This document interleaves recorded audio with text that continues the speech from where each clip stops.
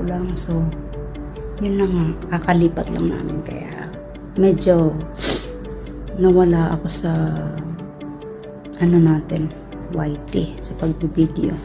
So, ngayon, start tayo sa guys, sinimulan ko na siya kanina 5 minutes. Kaya lang, maglalaba kasi ako. So, ito na siya. Ano siya? Ganito lang siya guys. Kabilis. Kasi guys, hindi ako makakalagay ng Christmas tree. Hindi ko pa sure. Pero let's see kasi medyo ano yung space namin compared sa dati. Medyo spacious doon dito. Pero dito kasi medyo ano, masikip na dahil nga sa gamit. Pero let's see guys. Let's see kung makakapaglagay tayo ng Christmas tree. Ito, nagawa ko na to kanina. Look. Pang table lang to guys. Yung iba. Hanap pa ako ng ano, ng space. Kung meron pang mapaglagyan. So, go tayo sa Christmas tree. Yeah. Pag wala, let's see. Let's see na lang guys. Ganun lang siya guys. Kadali. See. May tape pa yung ano ko. Yung stand ng TV. Dahil lumipat kami guys ng Sunday. Ng morning. So, Sunday nag-start ako ng linis. Pag pagaling kong work, start ako ng linis talaga as in. Straight yun. Hanggang umaga. Tapos the next day na naman. Kaya, yun. Diretso ang trabaho ng lola niya. Ano talaga ang life, guys. Okay? Tingnan natin ang kakalabasan nito mamaya. Okay, guys. Ay, dito naman tayo sa table. Mag-start record.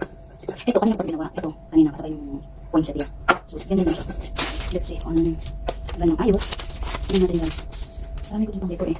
Ang problema is, wala talaga ako guys, space, promise. Kasi, ano siya, puno na. Marami kasi akong gamit. Tapos, ayos lang yung ano, space na sakto lang din. Yeah. Pero walang talagang matalagin. Anyway, naman siguro ito. Dito na lang muna sa table. Oh, sorry. Sige, sobrang naman. Ganyan na siguro. Let's see. Tapos, ang lahat. Hindi talaga guys mga sa akin ng purple. Kung may poinsettia lang talaga ng purple eh. Diba?